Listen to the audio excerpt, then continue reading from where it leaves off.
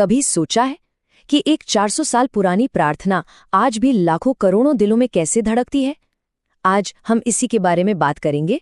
हनुमान चालीसा, एक ऐसा भजन जो शक्ति और भक्ति की एक कभी ना खत्म होने वाली मिसाल है। श्री गुरु चरण सरोज रज, निज मन मुकुर सुधारी, ये सिर्फ शब्द नहीं है ना? ये तो एक तरह का आह्वान है, एक शुरुआत है। ये पंक्तियां हमें अपने मन के आईने को साफ करके पूरी श्रद्धा के साथ इस सफर पर निकलने के लिए कहती हैं। यहीं से इस भजन का विनम्र और सुंदर माहौल बनता है। और यही बात हमें एक बड़े सवाल पर ले आती है।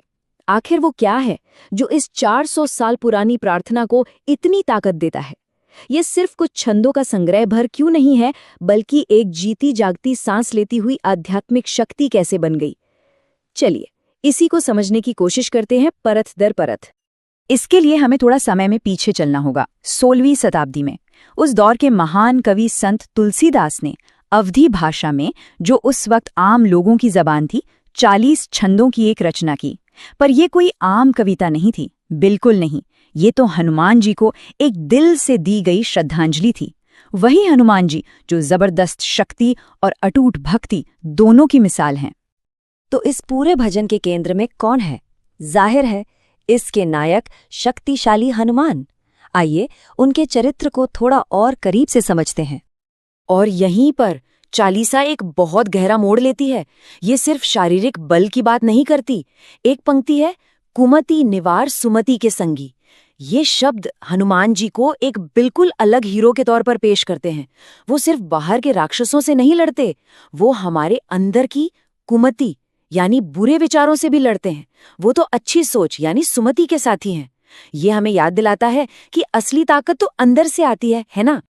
और ये भजन उनकी एक बहुत ही शक्तिशाली तस्वीर हमारे सामने रखता है।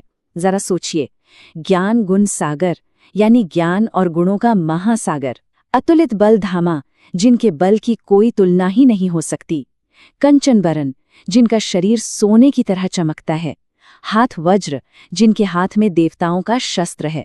हर एक शब्द उनकी महानता की एक और परत खोलता जाता है। लेकिन किसी भी हीरो की पहचान तो उसके कामों से होती है ना? तो चलिए अब उन जबरदस्त कारनामों पर नजर डालते हैं जिन्होंने हनुमान को एक लेजेंड बना दिया।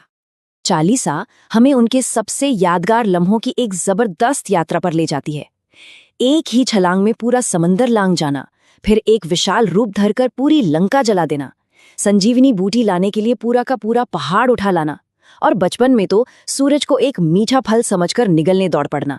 ये सिर्फ कहानियां नहीं हैं, ये तो उनकी बेहिसाब ताकत और अटूट लगन का सबूत है। और शायद इसीलिए ये कहानियां आज भी जिंदा हैं, सदियों बाद भी, क्योंकि ये सिर्फ पौराणिक किस्से नहीं है। एक तरह से ये हमारे लिए आईने का काम करती हैं। ये हमें दिखाती हैं कि अगर विश्वास और हिम्मत हो तो जिंदगी के बड़े से बड़े समंदर और पहाड़ भी पार किए जा सकते हैं। ये उम्मीद की कहानियां हैं। तो सवाल ये है कि जो लोग इसे पढ़ते हैं उन्हें इससे क्या मिलता है? देखिए, चालीसा सिर्फ एक कहानी नहीं है, ये एक वादा भी है। तो भक्त आखिर इस भजन की तरफ क्यों खिंचे चले आते हैं? क्योंकि ये उम्मीद देती है। जैसा कि हम देख सकते हैं, ये सिर्फ एक प्रार्थना नहीं बल्कि एक आध्यात्मिक टूल की तरह है। ये वादा करती है डर को दूर करने का, दुखों को मिटाने का, मुश्किलों से निकालने का और यहाँ तक कि मोक्ष दिलाने का। ये सुकून और हिम्मत दोनों का एक बहुत बड़ा जरिया है।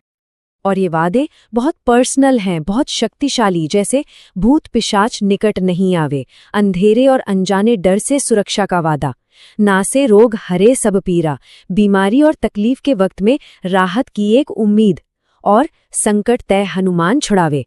ये भरोसा कि मुश्किल में कोई अकेला नहीं है। सोचिए, ये पंक्तियां सदियों से कितने लोगों के लिए एक सहारा बनी होंगी। लेकिन चालीसा के दिल में एक और भी गहरा संदेश छिपा है। ये हमें भक्ति के रास्ते पर ले जाती है, यानी बिना किसी स्वार्थ के सेवा और पूरे समर्पण का रास्ता। बस एक पल के लिए उनकी ताकत का अंदाजा लगाइए। भजन में कहा गया है, तीनों लोग हाँकते कांपे, मतलब उनकी एक हुंकार से ही तीनों लोग कांप उठते हैं। ये तो वो शक्ति है जो पूरे ब्रह्मांड को हिला सकती है, जिसकी हम कल्पना भी नहीं कर सकते। लेकिन फिर इतनी जबरदस्त ताकत के ठीक बाद भजन एक हैरान कर देने वाला मोड़ लेता है। सदा रहो रघुपति के दासा, हमेशा भगवान राम के दास बने रहो। है ना ये कमाल का विरोधाभास, इतनी शक्ति और इतनी विनम्रता। और बस यहीं, इसी विरोधाभास में हमें चालीसा का असली मतलब मिलता है। एक तरफ बेहिसाब शक्ति और दूसरी तरफ परम विनम्रता। वो शक्ति जो ब्रह्मांड को हिला दे और वो इच्छा जो एक सेवक बनने की हो। यही शक्तिशाली संगम इस भजन का दिल है, इसकी आत्मा है। ताकत और निस्वार्थ सेवा का यही मेल असल में भक्ति योग है, यानी भक्ति का रास्ता। और आखिर में इसका नाम। चालीसा शब्द हिंदी के 40 से आया है, यानी 40। ये उन 40 छंदों को दर्शाता है जो इस पूरी गहरी आध्यात्मिक यात्रा को अपने अंदर समेटे हुए हैं।